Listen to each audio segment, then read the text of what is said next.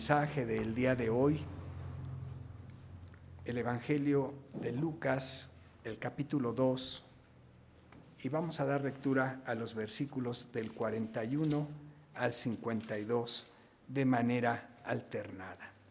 Lucas capítulo 2, del 41 al 52 de manera alternada. Dice la palabra de Dios: iban sus padres todos los años a Jerusalén en la fiesta de la Pascua.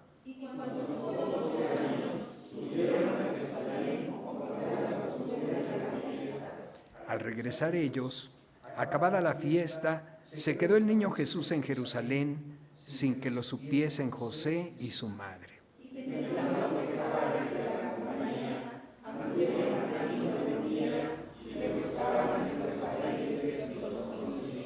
Pero como no le hallaron, volvieron a Jerusalén buscándole.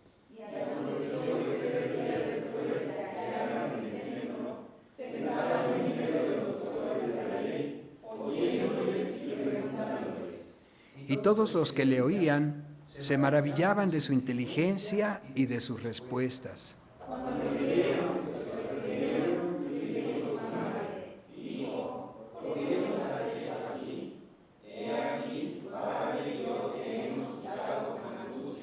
Entonces él les dijo: ¿por qué me buscáis?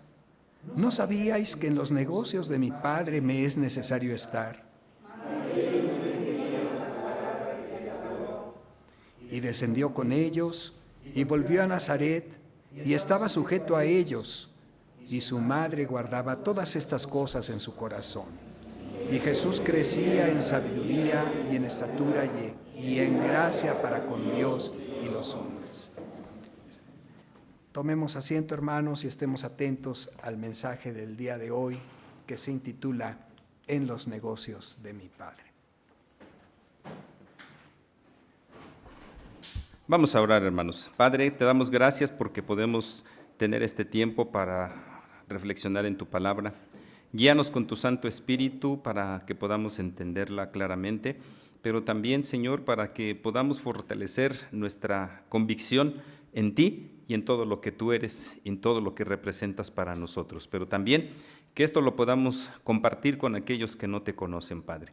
Sé con nosotros y bendícenos en esta hora. Te lo rogamos en el nombre de Cristo Jesús. Amén. Pueden tomar asiento, hermanos. Y bueno, en el desarrollo de la vida de Jesús, pues vamos a encontrar diferentes momentos, y como ya se ha comentado en algunas otras ocasiones, hay algunos vacíos en cuanto a la información, no solo en cuanto a la vida de Jesús, sino de algunas otras épocas donde el Señor no nos dice absolutamente nada. Y hay que recordar lo que decía el apóstol Pablo, que hay cosas que Dios se reserva para sí mismo. Y en ocasiones uno se pregunta, bueno, cuando estemos en el reino de los cielos, ¿le iremos o el Señor nos irá a decir las razones por las cuales actuó como lo hizo? ¿Ustedes qué creen, hermanos? ¿Que Dios nos lo irá a decir o no? Pero ¿cuál es la razón de no tiene por qué? Porque es soberano. No es así. No es tanto que, digamos, es un Dios autoritario y no quiero porque no quiero. No, porque eso sonaría más como a berrinche de parte de Dios. No, hermanos, porque recuerden, todo lo que Dios nos ha dicho ahorita es para que conozcamos la información que necesitamos para lo que corresponde a nuestra vida eterna, ¿sí? Pero si ya vamos a estar en la vida eterna con Él y toda nuestra mentalidad va a cambiar, todo nuestro ser va a cambiar, ya no va a haber necesidad de todo eso, hermanos. Ya no, ¿por qué? Porque vamos a entrar en una, no quiero llamarle dimensión, pero vamos a entrar en un estado donde solamente nuestro único pensar va a ser el alabar y glorificar a Dios, ¿sí? Y ya no es, les digo, ya no va a ser necesario, no va a ser de que, a ver Dios, quiero saber por qué el día tal me pasó esto. No, porque eso ya va a quedar borrado de nuestra mente, de nuestra memoria. Todos los recuerdos que nosotros tenemos aquí en esta tierra, hermanos, van a quedar en esos recuerdos, pero ahí sí van a ser olvidados por completo. Ya no vamos a recordar absolutamente nada de esta vida. ¿Por qué? Porque todo, les digo, todo va a ser transformado, todo va a ser glorificado, y lo único que vamos a pensar es en nuestra relación con Dios en ese momento. Entonces, mientras tanto, mientras estamos nosotros aquí, indaguemos, busquemos, preguntemos, analicemos todo lo que tiene que ver con la Escritura y con la palabra de Dios. Eso es lo que hizo Lucas. Indagar. ¿Recuerdan que dijimos que parte del trabajo de Lucas era investigar, indagar los hechos que se dan con respecto al ministerio de Jesús y a la vida misma de Jesús? ¿Y se han dado cuenta, hermanos, que Lucas es el que más información nos da acerca de la niñez de Jesús? Desde antes, desde el anuncio a Zacarías y a Elizabeth de Juan el Bautista, a María, cómo se fue desarrollando su nacimiento, inclusive aquí ya se salta hasta los 12 años. Algunos creen que Lucas entrevistó a María, porque acuérdense, en ese investigar, el método de investigación, por si se acuerdan de las clases de preparatoria en metodología de la investigación, había lo que se conocía como la investigación teórica y la investigación de campo. En la investigación de campo uno va a hacer entrevistas que saben de la información que nosotros necesitamos, ¿sí? La teórica es la que nos metemos, bueno, ya ni siquiera hoy podemos decir en los libros, porque ya los descargamos y ahí los consultamos, pero se supone que es ese tipo de investigación, la bibliográfica. Entonces, pues Lucas no tenía material bibliográfico para hacer esa investigación de Jesús, entonces él hizo investigación de campo. Y en este relato de cuando Jesús está en el templo, llaman la atención varias cosas, hermanos.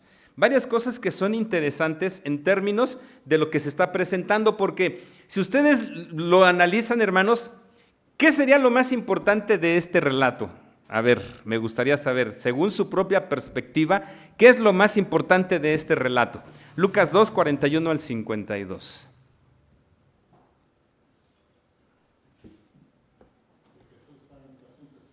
Jesús estaba en los asuntos de su Padre. Bueno, eso es algo relevante. Y sí, digámoslo así, es el centro, el eje de todo. Pero, ¿por qué Jesús expresa estas palabras? Y ahorita lo vamos a investigar, vamos a ver por qué Jesús dice esas palabras. Pero empecemos parte por parte.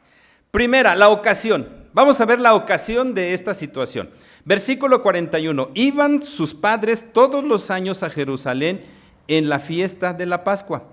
Y cuando tuvo 12 años subieron a Jerusalén conforme a la costumbre de la fiesta. Recuerdan que había 3 grandes fiestas dentro del pueblo de Israel. La de la Pascua es una de ellas, que es de las principales. ¿Se acuerdan de la otra fiesta? La de los tabernáculos. ¿Y la otra? Que de hecho la de los tabernáculos viene después de esta, de la tercera que les hace falta. La del Pentecostés, que en ese momento no se llamaba del Pentecostés, sino de las cosechas, ¿sí? Son las 3 fiestas principales, pero había otras celebraciones litúrgicas en las que el pueblo de Israel participaba, como por ejemplo las ofrendas por la expiación de los pecados, que el pueblo de Israel tenía que venir con su animal para ofrecerlo al sacerdote y obtener el perdón de los pecados, ¿sí? Las ofrendas por la expiación, las ofrendas por la paz. O sea, había varios tipos de ofrendas que el pueblo de Israel tenía que traer constantemente en toda su vida al templo para diversos motivos. Pero bueno, aquí en este caso, la fiesta de la Pascua. Y fíjense, ¿cómo comenzó la celebración de la fiesta de la Pascua, hermanos? Si nos remontamos a Éxodo capítulo número 12, ¿dónde se dio allá la primera celebración de la Pascua? Sí, pero ¿en qué parte? Hablando del pueblo de Israel. Porque no fue de que, vamos a casa de Faraón y aquí celebramos la fiesta de la Pascua, ¿verdad? ¿Dónde se celebró? En las casas, en los hogares. Es decir, era una celebración familiar. Inclusive ahí el relato dice, mira, si el animal que traes es mucho para que te lo comas, invita a tus vecinos para que juntos celebren la Pascua. Pero comenzó como una fiesta familiar y con el correr de los años ya se convirtió en una fiesta para todo el pueblo de Israel. Y la celebración ya no era en las casas, sino era en el templo. Y dice ahí que venían como muchos más, dice ahí, conforme a la costumbre de la fiesta. ¿Recuerdan dónde estaba ubicado el templo de Jerusalén? Van a decir, pues en Jerusalén, hermanos. Pero ¿cuál era la ubicación exacta del templo? Era en un monte. sobre un monte, y habíamos comentado, traten de visualizarlo en la parte alta, y se habían edificado escalinatas que se le llaman las gradas. De ahí que a partir del Salmo 121 en adelante, unos cuantos más, dice ahí cántico gradual. No es gradual porque fuera de poco a poco, no, sino era porque se cantaban mientras iban subiendo en las escaleras a la celebración de las fiestas, en este caso la de la Pascua. Y precisamente el Salmo 122, ¿qué dice? Yo me alegré con los que me decían, a la casa de Jehová iremos. Ahorita no voy a abundar más en ese dato porque más adelante en los versículos lo voy a retomar. Pero entonces iban en la celebración. Ahora, ¿de dónde iban José y María, en este caso también con Jesús, a la celebración? ¿Dónde vivían? En Nazaret. ¿Cuánta distancia había de Nazaret a Jerusalén? Información que... Aproximadamente 100 kilómetros. 100 kilómetros aproximadamente era lo que distanciaba a Jerusalén de Nazaret. ¿Se imaginan, hermanos? Hoy en día para nosotros decir recorrer 100 kilómetros, si lo hacemos en vehículo, ¿cuánto tardamos? Claro, dependiendo de cómo manejemos, ¿verdad? Porque puede ser que alguien diga, me tardo media hora. Alguien dirá, bueno, yo me tardo 45 minutos. Alguien dirá, no, hermano, yo sí de plano me tardo 1 hora. ¿A cuánta velocidad tendría que ir si se tarda 1 hora, hermanos?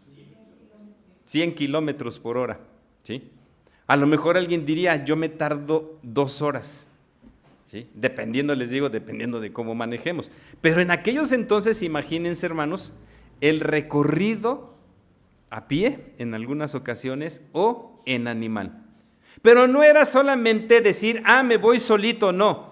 Iban en compañía de más gente. Ajá. ¿Qué sería lo más parecido hoy en día a lo que pasaba en aquel entonces? Las famosas peregrinaciones, ¿sí? Las peregrinaciones que se llevan a cabo. Pero bueno, entonces, ya tenemos aquí la misma información que da, en este caso Lucas. Era la fiesta de la Pascua. El siguiente dato, cuando tuvo 12 años Jesús, lo llevaron a la fiesta. La ley establecía que los niños a los 13 años tuvieran su primera aparición en el templo en la sinagoga, no solamente en el templo, en las sinagogas, y hacían su primera lectura de la Escritura. Pero fíjense cómo a Jesús lo llevan desde antes. La semana pasada decíamos que Jesús cumplía con la ley. Entonces esto nos tiene que transportar a que la familia completa iba cada año a Jerusalén a celebrar la fiesta, pero aquí fue algo muy especial. Por eso Lucas pone esta edad, 12 años. ¿Sí? Dice entonces que subieron a Jerusalén conforme a la costumbre de la fiesta. Luego, versículo 43, al regresar ellos, acabada la fiesta, se quedó el niño Jesús en Jerusalén sin que lo supiesen José y su madre. Y pensando que estaba entre la compañía, anduvieron camino de un día y le buscaban entre los parientes y los conocidos. Vamos a pensar en esta situación. ¿Por qué dice que pensaban que iba con la compañía? ¿Alguna vez se habían puesto a reflexionar en este dato, hermanos? Son datos históricos nada más que nos ayudan un poquito a visualizar lo que pasaba en aquellos entonces. Y aquí entra lo que yo les decía del Salmo 122. Yo me alegré con los que me decían, a la casa de Jehová iremos. Es decir, en primer lugar, hacían caravanas de cada lugar. Obviamente, hermanos, imagínense una distancia de 100 kilómetros, podían suceder muchas cosas en el camino. Entonces, por eso, por seguridad, en primer lugar, se iban juntos. Por no estar solos también, imagínense una familia solita venir, caminar 100 kilómetros, pues iba a ser a lo mejor hasta desalentador el decir, pues ahí tenemos que ir. No, por eso ellos mismos se animaban diciendo, yo me alegré con los que me decían, a la casa de Jehová iremos. Ese es el primer dato. Segundo dato, las caravanas, aún en las caravanas había distinciones. ¿Por qué? Porque por un lado iban los hombres y por otro lado las mujeres y los niños. Por eso es que dice que no sabían dónde estaba. ¿Por qué? Porque imaginaban que iba con los hombres o a lo mejor iba con las mujeres. No sabían en qué lado de la caravana iba Jesús. Por eso se les perdió. No se dieron cuenta. Y dice que después de un día de camino empezaron, obviamente pues se iban deteniendo. No era un recorrido así en un solo, como decimos nosotros, en un solo jalón. Porque ¿quién va a aguantar caminar 100 kilómetros, hermanos? No, a lo mejor unos 10 kilómetros, 15 kilómetros cuando mucho recorrían. Llega la noche y entonces empiezan a buscar entre las familias a Jesús y no lo encuentran. Pensando entonces en todo esto y viendo lo que estaba sucediendo, no le hallaron, volvieron a Jerusalén buscándole y aconteció que 3 días después le hallaron en el templo. ¿Por qué creen que diga 3 días después lo encontraron?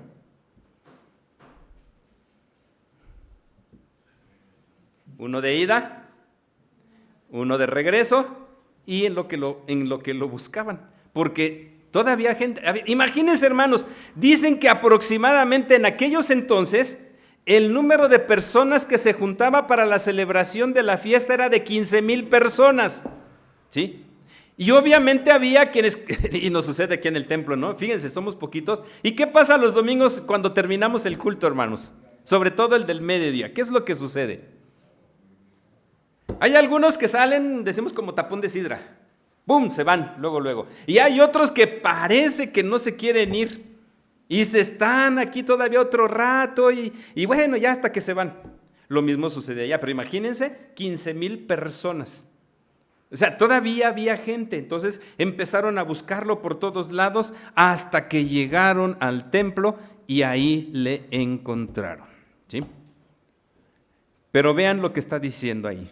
Sentado en medio de los doctores de la ley lo encontraron, oyéndoles y preguntándoles. Fíjense, detalles importantes en el desarrollo de la vida de Jesús. A pesar de ser Dios y a pesar de todo lo que implicaba ser Dios, Jesús en este momento no se está presentando como el maestro, ¿sí? Cosa muy diferente años más adelante, ya cuando está en su ministerio, que uno de los relatos nos dice que llegó al templo. ¿Y qué fue lo que hizo cuando llegó al templo?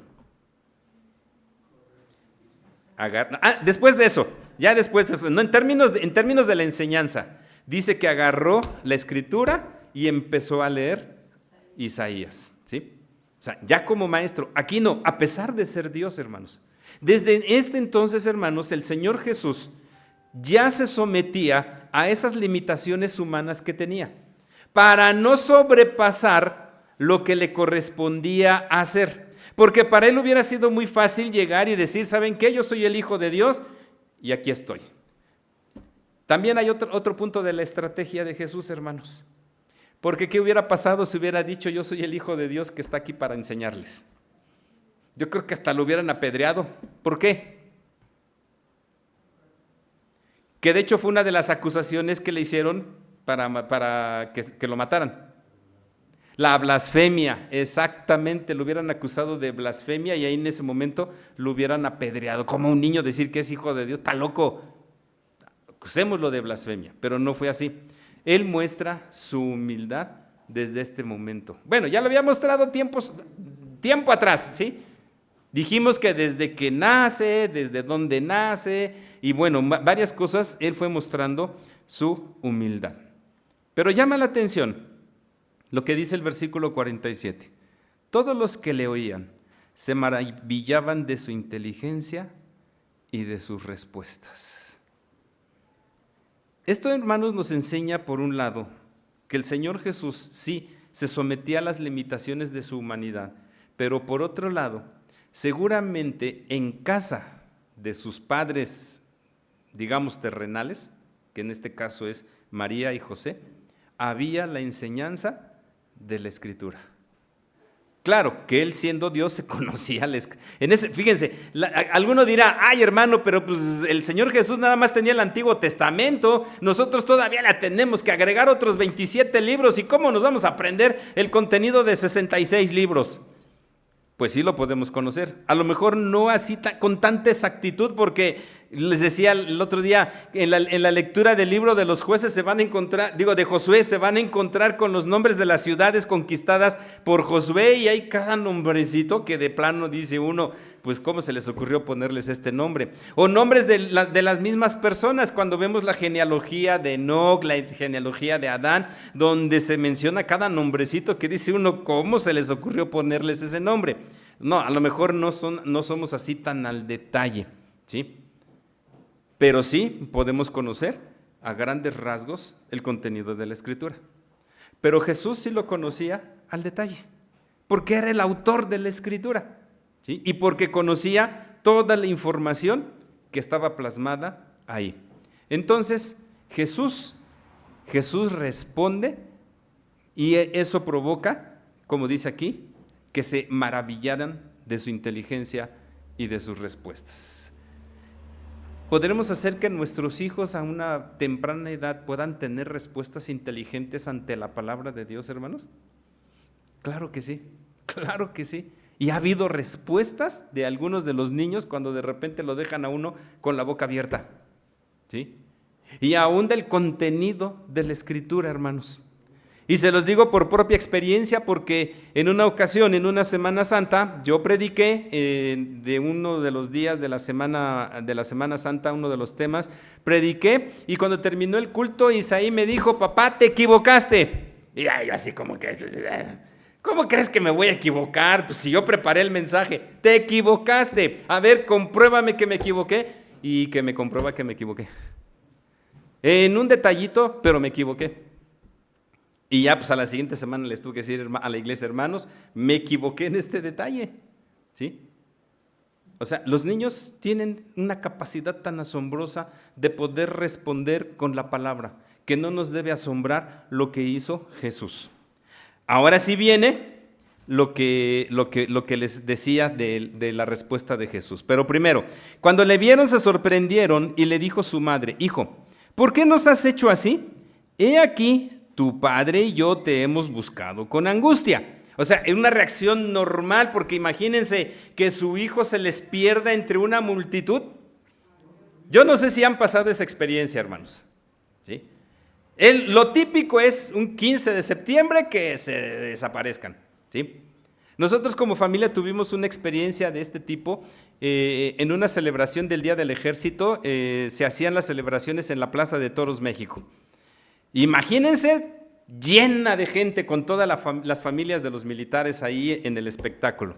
Y nosotros estábamos, y entonces mi hermano, el que me sigue, de repente dice, yo tenía en aquel entonces como 9 años y mi hermano tendría como 4 años. Sí, 4 años porque le llevo 5, tendría 4 años. Y entonces el clásico, quiero ir al baño. Y pues mi mamá, pues llévalo al baño. Teníamos que salir de la plaza a la parte externa donde estaban los sanitarios y estaba ahí y de repente se desapareció. Ya no lo encontré. Por más que lo busqué, no lo encontré. ¿Sí? Gracias a Dios, por ahí unos militares lo vieron, le preguntaron quién era su papá y todo eso. Se lo llevaron al campo militar número 1, que allá estaba el regimiento encuadrado, y ya localizaron a mi papá como a la medianoche. O sea, gracias a Dios lo encontramos. Pero fue una angustia terrible, y yo con un sentimiento de culpa porque a mí se me había perdido como no tienen una idea. Yo era un niño, pues, exactamente, pero aún así. Imagínense entonces a José y a María 3 días buscándolo. Bueno, uno no, porque unos se confiaron y pensaron, José ha de haber dicho, pues viene con María, y María ha de haber dicho, pues viene con José. Entonces en ese ping-pong de dónde viene, pues no se dieron cuenta. Ya se dan cuenta después de un día y a regresarse a buscarlo. Y desde ahí, desde que no lo encontraron con la familia, empieza la angustia. Entonces vienen con él y cuando lo ven, imagínense el rostro, sobre todo de María, ¿no? Así con la boca bien contenta. Y obviamente, hermanos, aunque aquí no lo dice, pero tendríamos que pensar que no llegaron ni los regañaron enfrente de todos los que estaban ahí, sino a lo mejor le hicieron alguna seña por ahí para que se acercara y entonces le preguntan, ¿por qué nos has hecho así? Tu padre y yo te hemos buscado con angustia. Y aquí viene entonces él le dijo, ¿por qué me buscabais? ¿No sabíais que en los negocios de mi padre me es necesario estar? Y aquí Jesús, hermanos, está planteando la realidad de su vida. Y no porque sea hijo de Dios nada más, sino por todo lo que él tenía que venir a desarrollar. Y él está pensando precisamente ya en esa función mesiánica que tenía que cumplir más adelante. Cuando nos preguntamos en qué momento Jesús supo que venía a morir en la cruz del Calvario, cuando tuviera 33 años y medio, ¿en qué momento él lo supo, hermanos? Y la respuesta es desde pequeño. Desde que él empezó a tomar conciencia en términos humanos, desde ahí él sabía a lo que venía. Entonces, en cierta manera, Jesús le está diciendo, a ver, espérense, mi Padre está allá arriba. Y no se los dijo así tan directo porque hubiera sido cruel de Jesús, pero es una manera de decir, mi Padre está allá arriba. Él varias veces lo dijo, yo soy en el Padre y el Padre es conmigo. Esa relación que había con su Padre Celestial siempre la manifestó Jesús. Entonces, yo tengo que estar aquí. ¿Cuáles eran los negocios de su Padre, hermanos? ¿Cuáles eran esos negocios en los que Jesús tenía que estar? La redención del hombre, la salvación del hombre. ¿Pero qué tiene que estar haciendo en la sinagoga? Si venía a hablar y los negocios de su Padre eran la redención del hombre, ¿qué estaba haciendo en el templo con estos maestros de la ley? Que seguramente también muchos de ellos habían venido de otros lados y estaban viendo cómo un niño les preguntaba y les respondía. Esa mención, hermanos, acuérdense, está ahí en la sinagoga o en el templo. Bueno, aquí ya es el templo, digámoslo así como es, en el templo. Estaba en el templo con ellos porque hay que recordar que todo el Antiguo Testamento apunta a él en su función mesiánica. Y él les tenía que demostrar precisamente esto, que todo apuntaba hacia la aparición del Mesías. Obviamente tampoco les dijo yo soy el Mesías, no, sino que tenía que ver con esa información que era conducente a la Trinidad. ¿Sí? Y bueno, dice aquí que ellos no entendieron las palabras que él les habló. Esta también fue parte de la humillación de Cristo, hermanos, y de la otra realidad que vive Jesús en su vida. No comprenden cuál es la función que él ha venido a realizar. ¿Sí? No entienden. Ni sus mismos hermanos lo entendieron ya cuando era adulto, ¿se acuerdan? Hay un texto donde dice que sus mismos hermanos dudaban de él. Sin embargo, él se mantuvo ahí. Pero por otro lado, hermanos, sí, está diciéndoles en cierto sentido aquí, con la respuesta que da, hay una relación entre Dios y yo. Él es mi Padre, yo soy su Hijo, y tengo que estar aquí porque hay que discutir cosas que tienen que ver con el esclarecimiento de la Escritura. Y seguramente Jesús les explicaba algunos detalles de la Escritura. Pero por otro lado, vean lo que señala el versículo 51. Descendió con ellos y volvió a Nazaret, y vean lo que sigue, y estaba sujeto a ellos. O sea, no porque tenga esa relación con el Padre, deja la relación con ellos. Se regresa y está sujeto a ellos. Fíjense nada más. Llama la atención esta doble relación que hay entre Jesús y los que están en su entorno. Y claro, aquí Jesús también habla de prioridades. ¿Dónde es mejor estar, hermanos? Y el salmista lo dice. Aunque algunos se lo toman literal, porque mejor es un día en tus atrios que 1000 fuera de ellos. Y les digo, muchos se lo toman tan literal que nada más vienen una vez y se desaparecen, ¿sí? Hasta que otra vez, la misma Escritura dice que con que un día esté, ya es con eso es más que suficiente. No ese es el sentido de ese versículo, sino el de la prioridad de estar en la casa del Señor. Y Jesús es lo que les está diciendo, mi prioridad es la relación con el Padre. Y la respuesta de todo esto es que dice, Jesús crecía en sabiduría y en estatura y en gracia para con Dios y los hombres. Cuando uno ve esta serie de relatos, hermanos, no cabe duda que uno tiene que decir, efectivamente, la voluntad de Dios se cumple aún en el Hijo.